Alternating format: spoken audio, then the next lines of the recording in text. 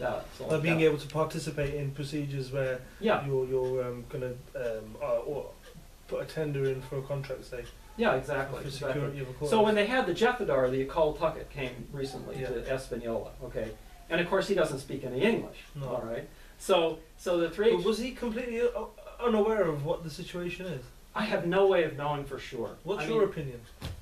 I think he's aware of some things, but I think that 3HO and the Yogi Bhajan groups donate so much money, and they have so much influence. Yogi Bhajan had so much influence over the SGPC and among these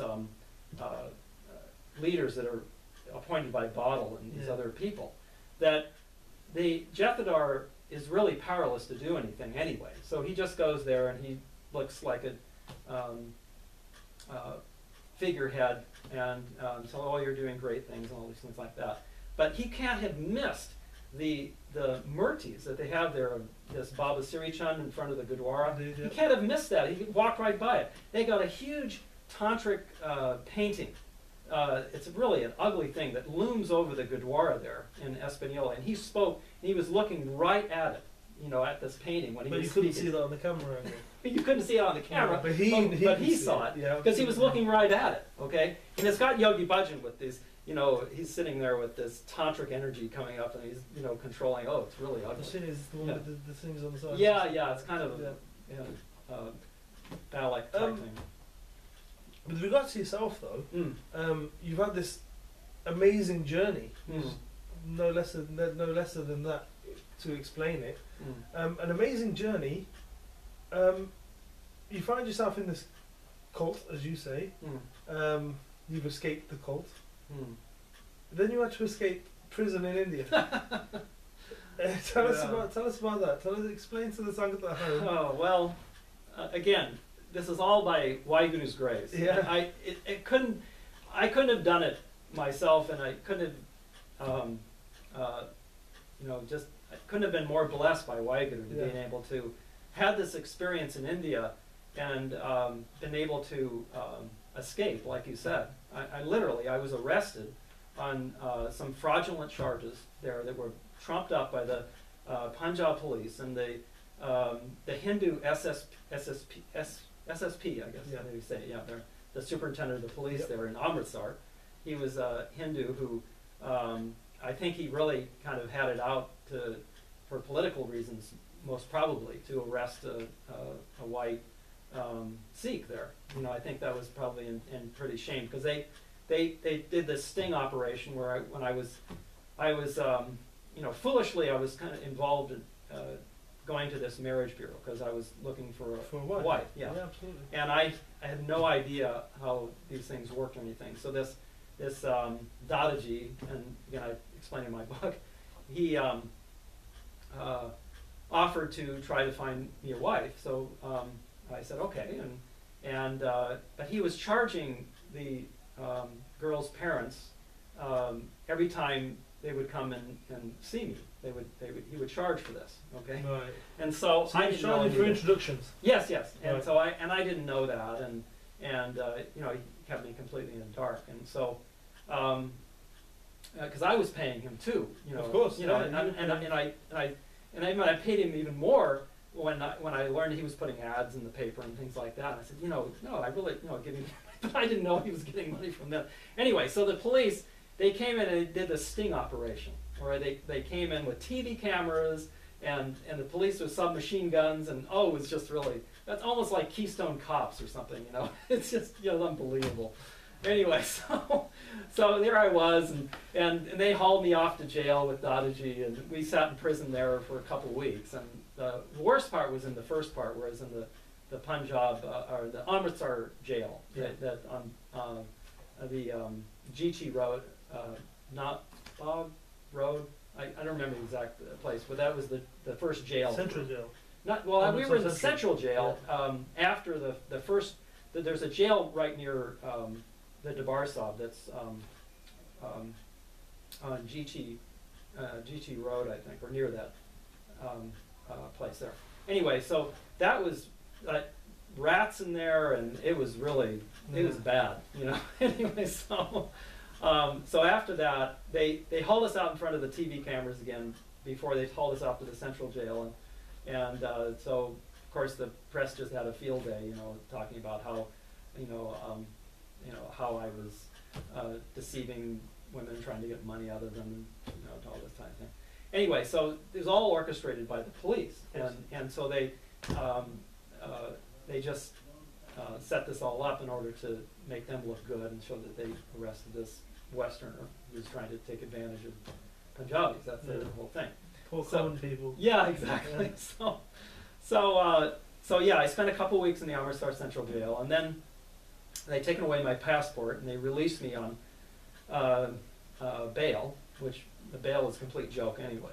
So it was just so then I really just got tired of the whole going to these hearings, and I even told the judge, I said that I want a trial, and the judge doesn't give trials because the police they're orchestrating things, and they just want it to go on as long as they can because they know they really don't have a case when it comes down to if there's actually trial. I later learned the figures about how they lose most of the cases when they actually go to trial, but it takes 10 years for it to go to trial. Yeah. So they just put these people on hold like this forever. And so in the meantime, I traveled around India, and I spent a lot of time at the Darbar Sahib, which was a real blessing. I was able to live there. It's in the complex. And so I went and visited Guru Sahib every day and did that. And then at one point I did go to Rishikesh, where I spent some time there. And at that point too, I was still had some 3HO leanings, and I spent some time in an ashram there, and decided that I didn't like that, that kind of Hindu ashram life. Yeah, that vibe, the environment. Yeah, exactly. And so actually, when I was over there in Rishikesh too, I saw this Gurmukh Kaur and Sangattv Kaur who were at this Pramat Nikirtan ashram. They were doing some Hindu artis and things like that, and I decided that just was not my choice that I wanted to do. I wanted to be more a Sikh tradition and things like that. So you knew Gurmukh Kaur and I've known Gurmukh Kaur for 30 years. Right. And I don't know if you've recently seen, but she was just over there with her yoga group, and I don't know if she instigated or what happened, but she is in all these pictures where these 3HO people in full Sikhi Sarup got married in a fully Hindu wedding there. This is not long ago. Just 2 days ago. 3-4 days. Just a couple days ago. Yeah. And so this Pramat ashram has put these all over the internet, showing how these white Westerners with GurSikhs. Yeah, they call themselves Khalsa in their name. Yeah. Okay, and they've got tikas on their foreheads, and the swamis take him around Havan with just a completely full Hindu wedding. Okay, so I don't know who is responsible for this, but Gurmukh Kaur has been going on about all of these Hindu rituals and things like that. Brought that same Swami over to Los Angeles and had a Hindu fire puja in a parking lot of a yoga studio. So I think she's trying to get these 3HO people more into all these Hindu rituals, and she's taking her example from Yogi Bhajan, who was good friends with this same Swami and participated in Hindu pujas over there in Rishikesh at this Pramat Nikirtan ashram himself. I've got pictures of those rituals that he was involved in, and they had a Hindu last rites for Yogi Bhajan at the Pramat Nikirtan ashram too, where his wife, this Indrajit Kaur Puri, she was there with her 2 sons and daughter at this on the banks of the Ganges River. They're doing this Hindu last rites ceremony for Yogi Bhajan, and they've got Yogi Bhajan's picture there with the big Shiva Murti there in the background like that. So Gurmukh's taking her lead, as you will, from Yogi Bhajan's actions. From the source itself. Yeah, exactly. So she hasn't diverted the 3HO doctrine. Yeah. This is the 3HO. Exactly. So she's kind of leading 3HO in this direction. and Gurmukh Kaur is probably the most well-known of these 3HO people. So she's the one that was instrumental in Russell Brand. Yeah, she was teaching Russell Brand, and how to unintoxicate himself. Yeah, but she's been involved with many Hollywood stars. You know, she's been described in many of these magazines, yoga magazines, as being kind of the yogi to the stars and things like that. And she's got many of the big name. Would you say de facto she's become the new Yogi Bhajan? To some degree. By default, by nobody else taking the leadership role. Right, exactly. And she just assumed it. Yeah, exactly. So whether these 3HO people over there in Espanola or throughout the world realize it or not, Gurmukh Kaur is kind of taking this leadership and kind of moving 3HO more and more in the direction of doing all these Hindu rituals. You see, this Hindu ritual she took part in was in the car park of her own ashram. Yeah, in Los Angeles. Yeah, in Los Angeles. Yeah. You've Golden Ridge to protest against that. Yeah, I went down there. That was in, I think it was in about 6 months ago, where she invited the same Swami. Yeah.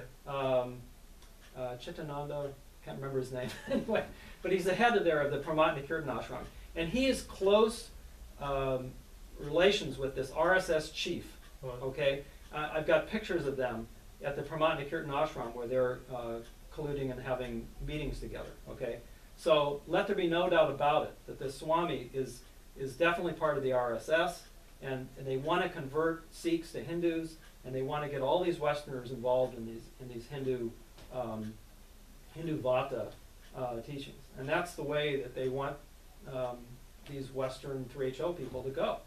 And so they sponsor all these things. Do you know when you were I've got two questions now, because what you've done now is conflated 2 points that I was going to get to anyway. Okay. You've made them come pretty much at the same time. The first question is the Hindu rituals, Hinduization of 3HO, which began as Sikhism. Yeah. When you were in prison, you said you took two books with you. One was a Nitnem Sahib, and the other was Bhagavad Gita. Yeah. Why did you take the Bhagavad Gita with you? And in your book, if I'm not mistaken, I know I haven't read it recently, but I have read it. Yeah. You said something like you understood the essence of the Bhagavad Gita. What did that mean? At the time, again, I was kind of transiting out of 3HO. Oh, okay. Yeah. So I still wasn't fully, into Sikhi at that point. Yeah. And so, and in fact, like I said, I'd been living at this Hindu ashram there in near Rishikesh. It was right near this Pramatna Kirtan ashram. And so Yogi Bhajan himself had told us that he spent time at the Shivananda ashram, studied there, and he'd also studied with this same head of that Swami there, who became the head of the Shivananda ashram after Shivananda had died. Okay, so Yogi Bhajan himself had a lot of Hindu leanings. His mother was Hindu, and he taught a lot of these Hindu meditations and things like that. So the Bhagavad Gita that you had, that you were concentrating on reading, understanding, deciphering, to incorporate into your own life, into your own jivni. This was with the blessings of Yogi Bhajan? Yes, absolutely. In fact, early on in 3HO, he had 3HO people read the Bhagavad Gita, okay? And so we always thought that Sikhi had yoga involved in it, and Yogi Bhajan we had no reason not to think that. Yeah, Yogi Bhajan told us he'd gotten this vision from Guru Ram Das Ji, the fourth Sikh Guru, and that Guru Ram Das Ji had come to him in this vision and told him to teach this yoga to the Aquarian age and lead the Aquarian age. These, us young people who are trying to the age of enlightenment. Yeah, this age of enlightenment, and the Yogi Bhajan would take us into this, new age like this, and this Kundalini yoga, this tantric yoga that he was teaching, would be the tool that would bring us there like that, and so Yogi Bhajan was very clever. He was very, very clever.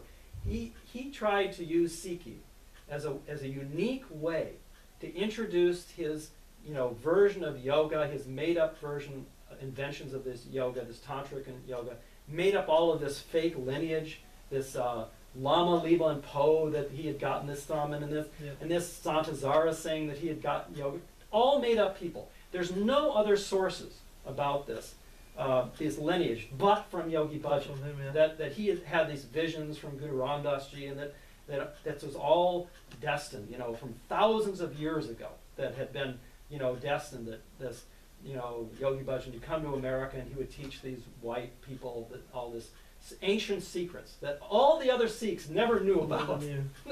So that's what we were taught. And we were taught that all the Sikhs, from Punjab and that all the previous ones had no idea about the truth, all right? And that's why we should never trust any other Sikhs or, Punjabis, like that, because they knew nothing about what Yogi Bhajan only knew. So like much that. reverse divide and rule. Exactly. Yogi Bhajan was the only true Sikh. Separated and rule. Yeah, Yogi Bhajan was the only true Sikh. Even his family, okay, were not to be trusted, okay, and so that was what was drilled into us, we'll say, okay, during these meditations. He would do these gong things, and get us hyperventilating, doing this yoga and things like that. And then we'd do these layouts on the floor, and then he would do these hypnotic kind of trance-like reiterations of like almost truly like hypnosis, okay, like that. So you can see that this was completely drilled into us in a really hypnotic, cult-like type manner, like that. Okay, this is going to sound controversial, but this was about the same time as Jim Jones. Mm-hmm. As the 70s. The 70s, yeah. With West Guyana, was it? Right. I think it was. Mm-hmm. But these cults, or not cults, but there were sort of communal communities where people were beginning to move to, staying together, living together, eating off the land, and having this spiritual awakening. Right. There was a lot of rumor and speculation that there was CIA activity amongst these, if not in the finishing and the ending of them, then definitely in the beginning of them. Is it possible that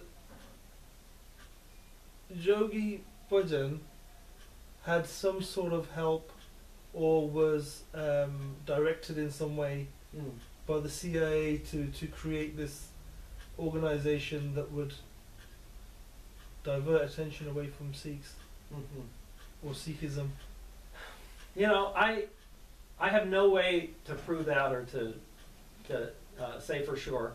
I do know for a fact that Yogi Bhajan was close friends with James Angleton, who was James Jesus Angleton. Yes, James Jesus J. Angleton. That's right. And he, James Angleton, was the head of counterintelligence for the CIA for many years. He ended up being director of the CIA. No, he wasn't the director. He was the head of counterintelligence for the CIA, which is a very super sleuth kind of thing. This is where they try to, Angleton had been good friends with the MI5, the guy who was found to be a Soviet spy. Oh, Philby. Kim Philby, yeah, he was good friends with him, and he had lunch with him, and he divulged a lot of secrets to Philby, before. And then when it was found out that Philby was a spy for the Soviets, he was completely became paranoid. All right, now, these are all facts. Okay, so he was part of this Senator Clark investigation, where it was found that the CIA was spying on Americans. The Ramsey Clark one. Yeah, exactly. Yeah. And so he was responsible for bugging, wiretapping Americans in their homes, and as a direct result, he was dismissed from the CIA. And then also he was. Is this all in the wake of JFK being?